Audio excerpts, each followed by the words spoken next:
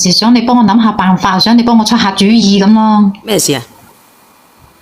就咁嘅，家陣咧，我咧就得一粒仔，咁咧佢自細又讀書又好好噶，而且人品又好喎。佢喺班上邊啊，同啲同學仔都好好噶。但係自從佢讀書嗰陣咧，咪識咗個女仔咁啊，開始拍拖啦。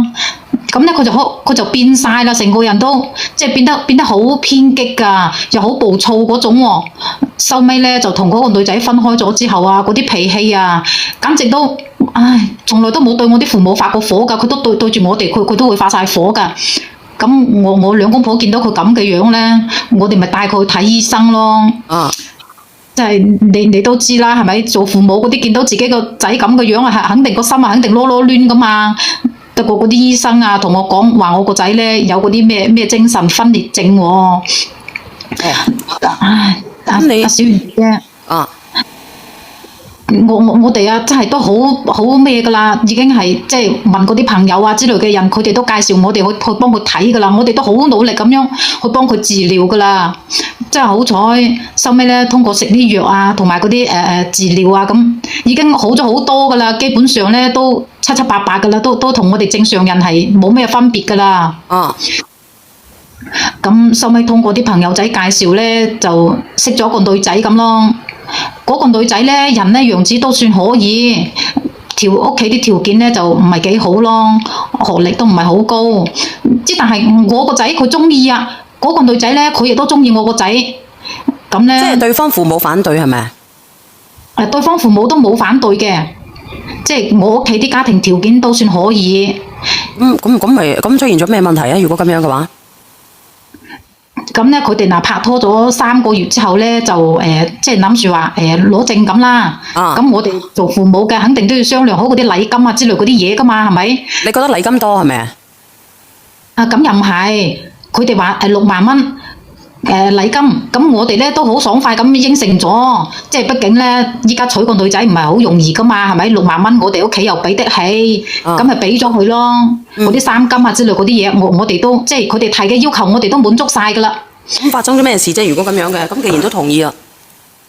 但係呢個女仔咧，佢同我個仔結咗婚之後啊，成日就因為一啲咁嘅雞毛蒜皮嗰啲咁嘅小事咧，就即係同我個仔啊嘈交啊。咁有乜嘢？我想問下你咧，佢同你仔嘈交，咁嘈交咪等到佢兩個去拆掂佢咯？你想點啊？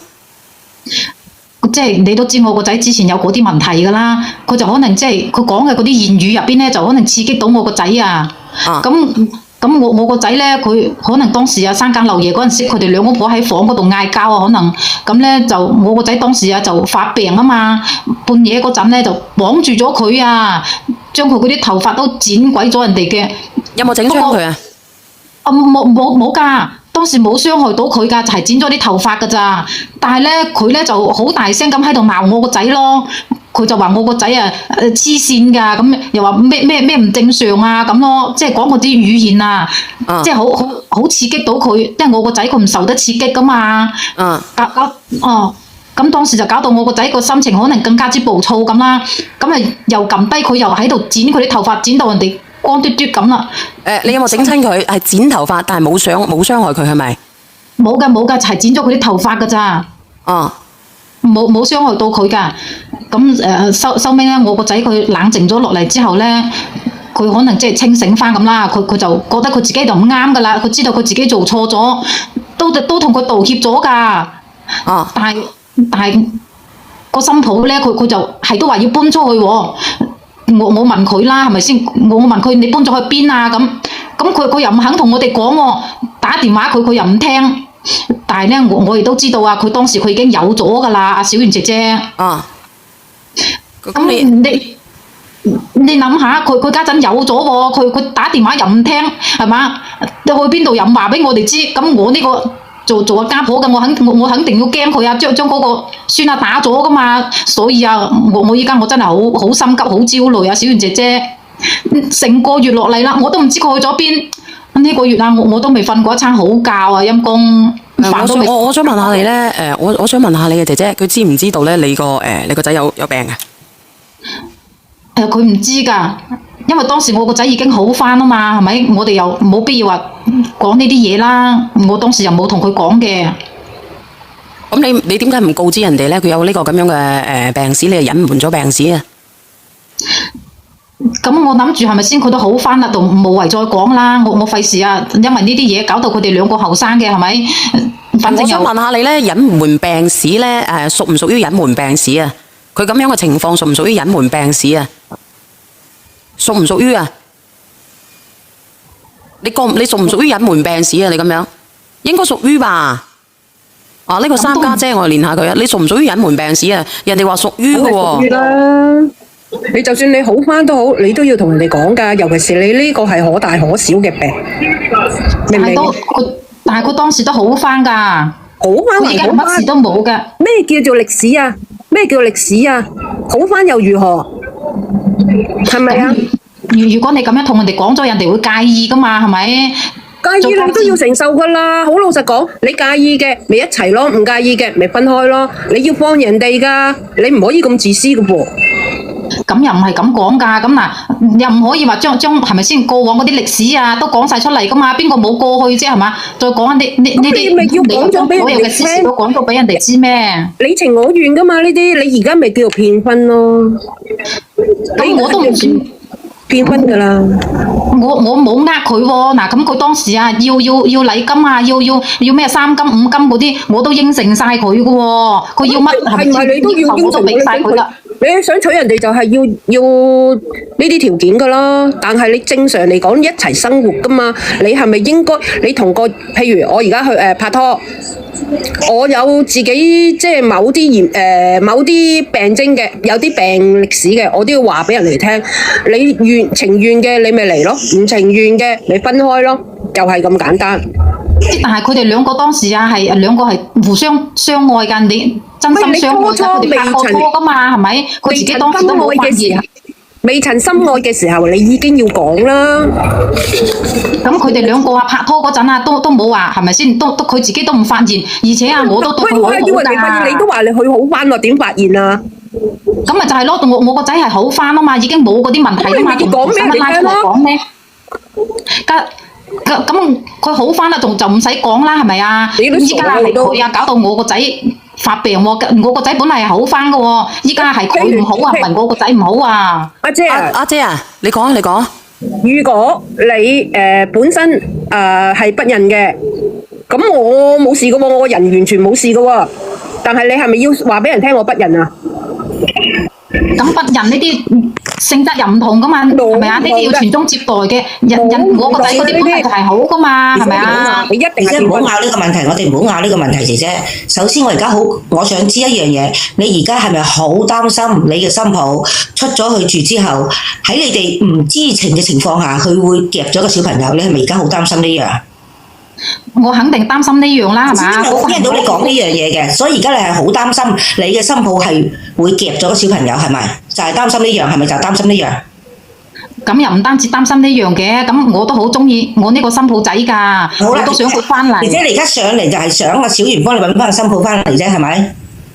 咁肯定啦。阿姐姐，如果俾我我俾我建議咧，因為你自己有欺騙人哋在先嘅。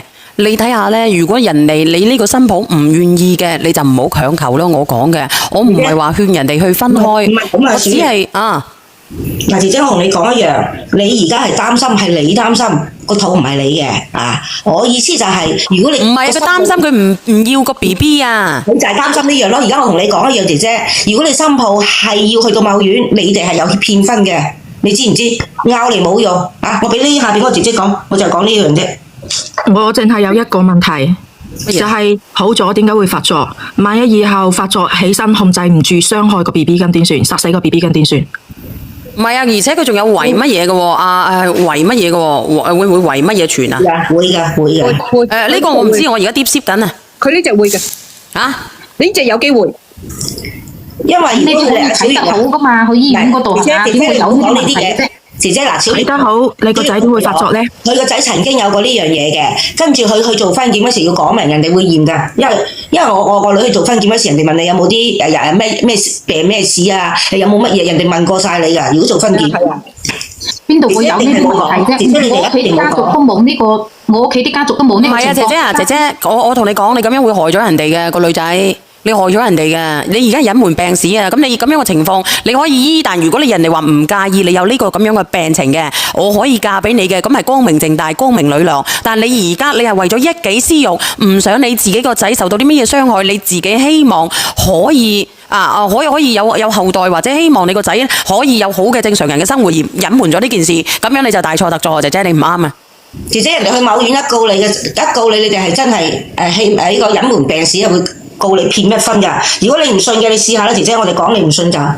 尤其是呢種病例咧，佢係精咩神分咩裂噶嘛？你查下，你哋幫我度量下，你幫我查查。隨時隨地都會翻轉頭嘅。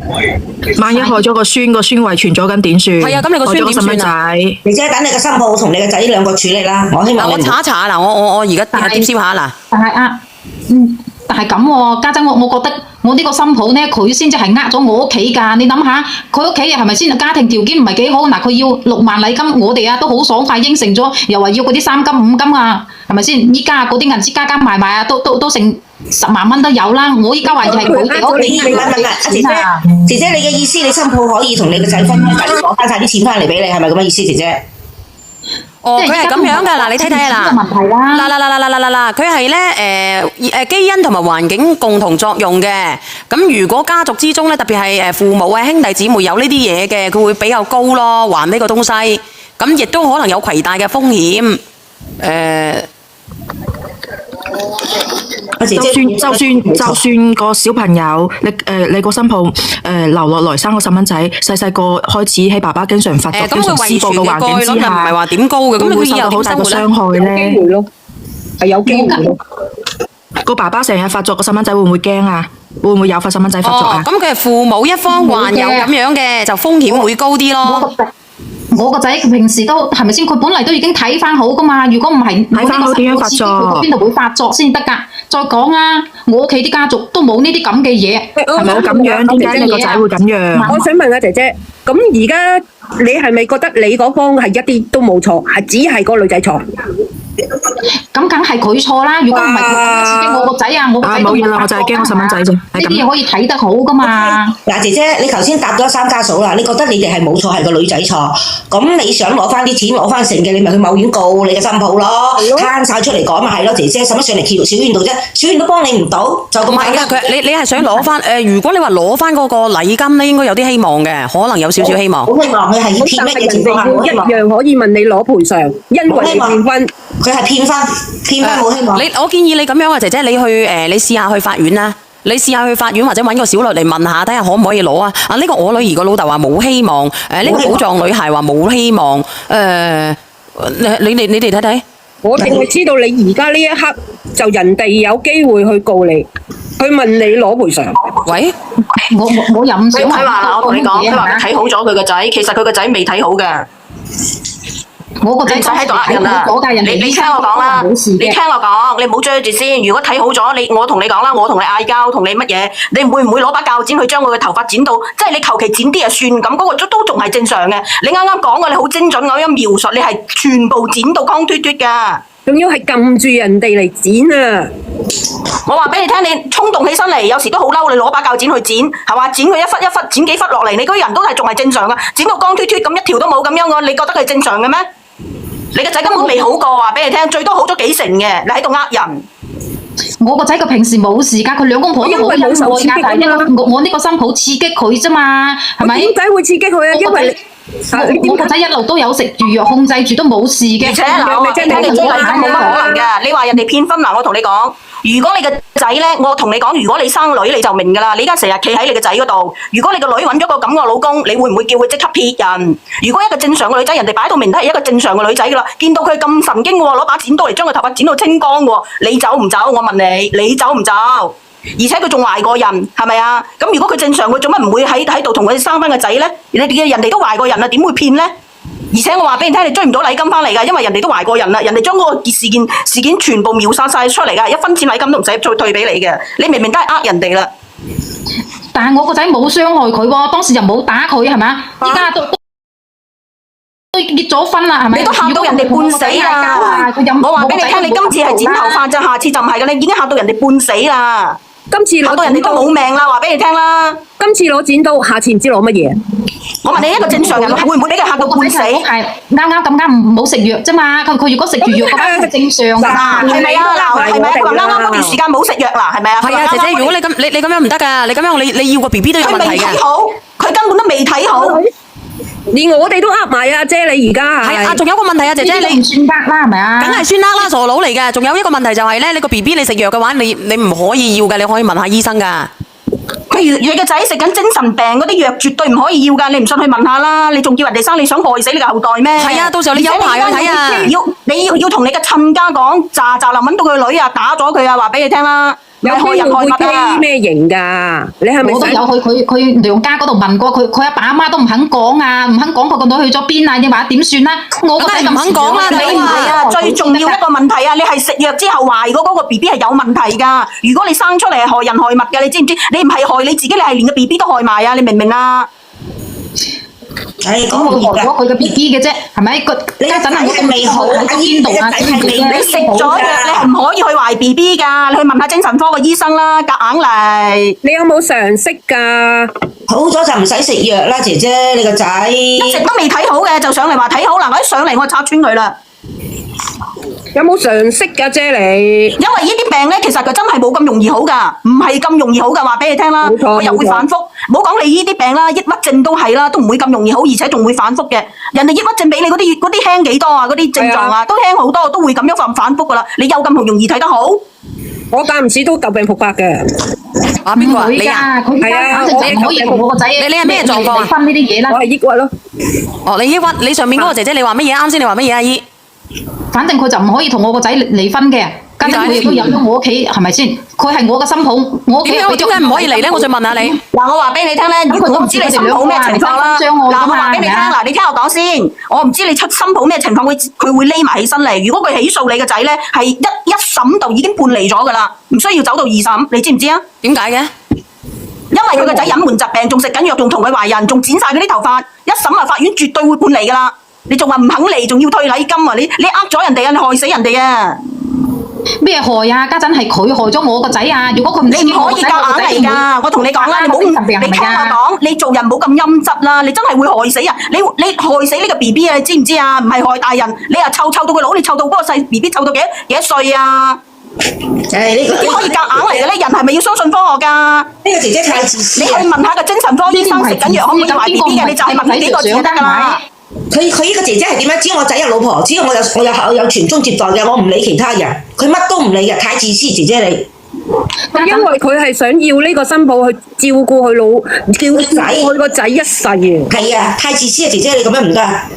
呢啲唔係自私，咁我知㗎，你知有不多好慘㗎嘛。你有冇諗過人哋個新抱嘅諗法㗎？你有冇諗過你嘅新抱嘅感受啊？啊，呢個朋友真係評論完點自以為是啊！我真係唔明白喎。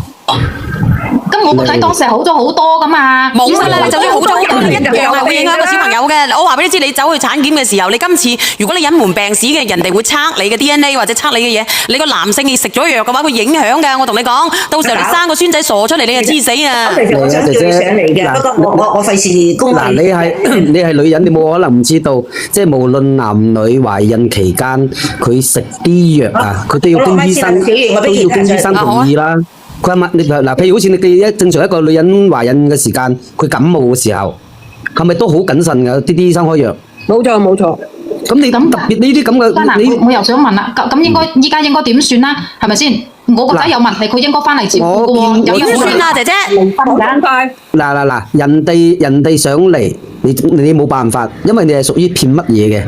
咁但係如果呢個女嘅話咧，佢如果係想咩嘅話咧，佢可以去醫院嗰度評估下。特別，我哋依家食緊呢啲咁嘅藥，好影響好大㗎，我都唔敢周圍避啊，姐姐。即係點啊？即係唔夠膽去揾。因為我哋食咗呢啲藥。等，你哋唔好講住。我上個5號嗰日，我約咗一個嗰啲醫生，就係精神科嗰個。我講一件事俾你聽。我去攞糖啊！我人哋會肥添。佢都要聲頭咩？我去攞糖啊！你聽住我講先啦，我攞糖。聽。前頭嗰個就就係我啱好掛到個教授啊！前頭嗰個就係4個月頭都唔要得啦。嗱，咁呢個你自己睇睇啦，姐姐。係啊，因為佢應該同埋狂躁咁呢間應該點算啊？你快啲嗌你個新抱去，最好帶佢去檢。嗱，你咁點樣，算啊？我同你講，你首先你係要醫你自己嘅思想，你明唔明啊？即係你生個小朋友，你要確保佢生出嚟健康係正常嘅，你先等佢生出嚟。呢個第一，第二，你儲個新抱擺到明，你就係人哋嘅，你冇理由咁樣攞10萬8萬出去，作為一個禮金咁要人哋對你個仔孭一世責任㗎。如果你生個女係嘛，你咁樣嘅話，你個女婿係咁樣，你制唔制？我問下你。冇㗎，姐姐，你就算30萬禮金你都攞唔返。因為你係屬於騙乜嘢？即係你做人咧，你唔可以淨係企喺你嘅角度入邊去諗嘢噶。你有冇諗過人哋個女仔咧？你做人唔可以咁陰質嘅，話俾你聽啦。我哋食嗰啲藥啊，全部都有寫明即係咩懷咩嗰啲唔能夠要噶。嗱，你問下。講真嗰個啦，如果你練咗上嚟咁樣嘅，第日人哋嗰啲阿媽係嘛嫁女嘅時候真係嘅，要由佢祖宗18代，同埋咧佢即係你嘅病史有醫院查嘅，你病史人哋先夠膽將你個女嫁俾你。你咁樣你做人咁唔誠實，咁得人驚嘅話俾你聽啦。所以我同阿雪姐都唔敢周圍提啦。即係咁啊，家陣我又有一個疑慮啊。如果我個新抱佢真係要同我個仔離婚嘅話，我又驚我個仔咧，佢會諗唔開啊。因為佢真係好愛我呢個新抱。冇咩嘢諗唔開啊！我講唔係，你首先如果你係咁樣講咧，依家我哋仲或者可以幫到你，即係你做人誠實啲，你要令到呢個社會和諧先得㗎。即係人哋嘅心入邊唔使咁樣提心吊膽先得㗎嘛，係咪啊？你做人你做翻個人。如果你話依家擔心，如果你離咗之後你個仔點，你諮詢呢樣嘢係可以嘅。嗱咁樣，我哋俾啲意見你啦，你俾啲意見我啊。即係你帶個仔去一次去嗰間醫院啊，即係化過嗰個科，跟住你問下嗰啲醫生，如果佢係需要住院嘅咧，去入到八大關嗰度再重新治療咧，你就用得過喺個入邊治療，因為呢啲咧好容易即係走到極端嗰部分嘅，所以咧我已經係10幾年啦，我都已經有經驗啦，因為我又入過去嗰度住過2次，即係八大褂嗰度入過2次啦。咁我又睇到好多即係有呢啲咁嘅案例啦。喂，演說係咪鄉戀嚟噶？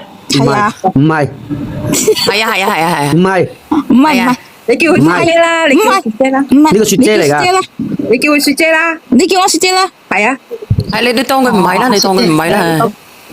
咁咧我聽緊，你哋講。咁咧你就帶你個仔去，最好咧就去一間，即係佢平時去咗邊度睇嘅？佢平時都係去嗰啲八院嗰度啦，精神科嗰啲啦。咁你咧就帶翻佢。八院喺邊度嚟㗎？影住。八院應該去到咩啦？去到元村黃埔嗰頭咁滯係嘛？係啊。係啊，我都覺得佢係元村黃埔嗰頭噶啦，因為佢越遠就越長嘅。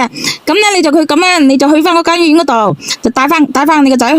你呢幾日咧，你必須咧，你同你嗰邊聯繫，叫你個新抱最好咧就去精神科嗰度睇一睇。如果唔得，你哋就即時快脆嗌佢搞掂咗佢，因為呢啲唔拖得又唔咩噶。唔係冇乜嘢咧，唔好嗌人哋就去芳村就去芳村。係唔能夠一樣嗌芳村嘅。嗱，姐姐，我講你知，你呢啲咁嘅情況咧，最好係問醫生會留院會唔會好啲？係啦。如果可以嘅話咧，就留院，即係話。咁呢個姐姐應該係廣州嘅嗰啲人打咗咩嘉禾望崗市八啊！唔好講呢啲啊，姐姐，人哋個個人都知道你喺邊度啊！啲醫生咧，佢會有個系統性嘅咁去幫你嘅仔去治療嘅，因為我啲咁輕強嘅嘢，我有2次啊，個醫生都嗌我去住啦，我唔想住。因為而家咁多人精神有問題嘅咧。係啊，仲有一個問題啊。其實我話俾你聽啦，其實好大機率咧，嗱，你聽我講啦。好大機率係遺傳嘅，包括嗰啲自閉，好大嘅機率。嗱，你唔好話啦，你首先聽我講，你唔好話你呢邊冇，你老公嗰邊冇。但係呢啲咧，嗱，我話俾你聽係有隱性遺傳嘅，即係你老公嘅阿爺個上一代嘅阿爺就有可能有，即係有隱性嘅，你知唔知啊？隔代啊！係啊，我呢個都係影雪姐傳染俾我嘅。係咯。唔好講呢個咯，講呢個，你其實都好難嘅，你睇而家咁多自閉兒。我俾啲意見你咧，就係咁。你首先一個問題咧，你就帶埋講俾你親家嗰邊聽。而家客咁出現咁嘅情況，最好咧就帶你個新抱同埋你個仔一齊去嗰間醫院嗰度。咁咧，然後仲有一個佢有一個評估㗎啦，你哋講。咁咧之後咧，你個仔咧肯定如果咁樣家下出現咁嘅情況，最好咧就嗌佢喺嗰度住一住院，因為佢住院咧有個過程㗎。一齊聽醫生啦，好唔好啊？影雪姐，我哋都唔能夠亂判嘅，特別係咧大家食開頭藥係咪先啊？夠鐘食藥啦，咁然之後咧，唔係啊，即係我意思講俾你聽，嗌佢去到嗰度，醫生就會拉佢慢慢調噶啦。佢都識噶啦，佢都識啦，佢都係仲有一樣嘢，你其他嘢咧，嗱，我同你講，你其他嘢都係輕事嚟嘅。你個仔點樣治療？你個心抱個肚嗰度咧，你就要諗辦法啦。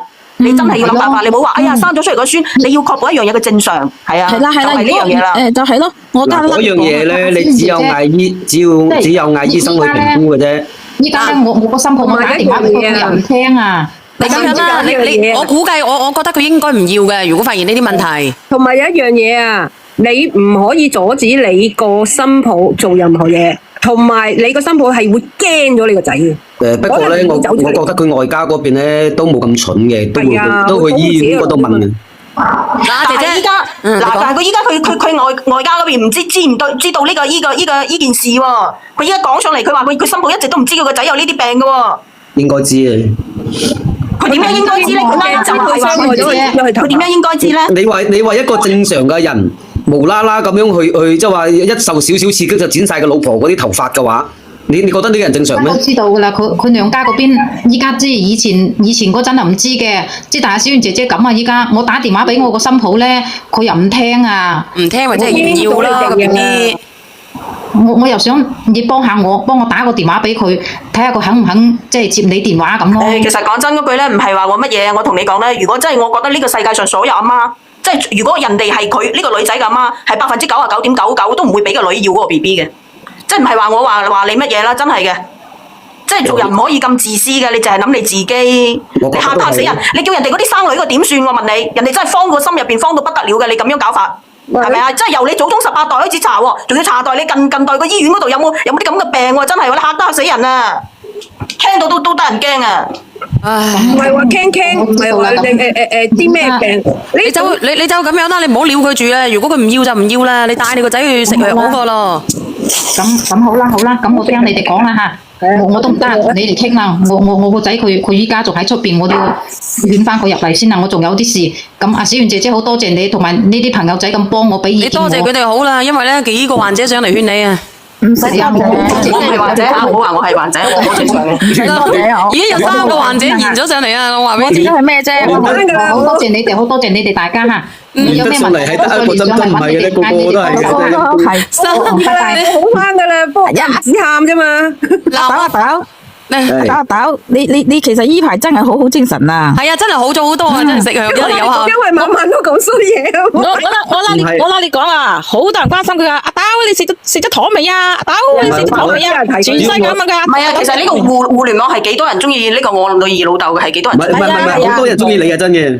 都中意。阿針我拉你講，老實講，我唔係拖你大腳下，我都好中意你啊！因為你我都中意佢嘅。係啊，我真係咁咪講大話噶。嗱，我真好壓得台嘅。係啊，嗱，多謝你哋，多謝晒你哋。唔係，你知唔知？阿一針嗱，我拉你講啦，以前我咁冇嘈住，冇乜狂躁嚟㗎。你唔好發作啊！發作要食藥㗎。我俾你講啦，我俾你講。佢哋個個唱我同你啊，知道嘛？唔係㗎，我同你有咩拉楞啊？我見過連一小年都未見過，更何況見過你咧？我唔知啊，見過你哋個。反正個喺度唱。我哋知道啊，一針咧就好壓得堂，有陣時我哋亂晒都好啦，我一上嚟就可以整理好晒。嗱，你睇下啦，其實咧喺呢個直播間相處得耐咗咧，大家都成為咗一家人嘅。係啊，好多時都你又問候下我，我又問候下你㗎。係啊，我都問候你哋嘅大佬。係啊，但係就唔會問候啲老豆老母咯。唔會㗎，你放心啦。放心啦。嗱，好似我今次咁經歷咗咁大件事啊，我自己都已經熬咗過嚟咯。咁你餓唔餓我？希望在明天啊，真係㗎。係啊，明天會更好啊。喂，講時講啦，嗱，我哋講一個問題啦，嗰個 SAM 咧應該係通緝緊㗎咯，係咪啊？哦，呢個交由唔係好清楚啊。交由去呢個我唔方便啊，等下啲人又話我呃人㗎啦。係啊，我哋都唔係好清楚。我都好怒氣㗎，有人嗱，我話俾你聽啦，某女士嗰40萬佢肯定報咗㗎啦，因為佢冇可能報嘅。咁啊，佢只要佢報咗咧，就肯定係坐實咗㗎啦。報咗啦，我都去咗立案。坐實咗係通緝㗎啦，已經係通緝緊㗎啦。我都話即係佢都冇乜理由唔報咯。即係你話嗰啲又除衫啊，又攞尿，哎呀，cut 落嚟啦，嗰啲就有可能就唔報。全屏都話中意你啦，一針。你兩個講嚟我先啦，一針我講嚟我先，阿演啊違規啊你。啊，拜拜。呢個人都專門違規㗎啦。唔係啊，唔好啊，臨埋貨違規啦，我就要黑食㗎啦，我屌鳩你哋啊！落去啦，落去啦。好，拜拜。嚟直播間嘅朋友仔。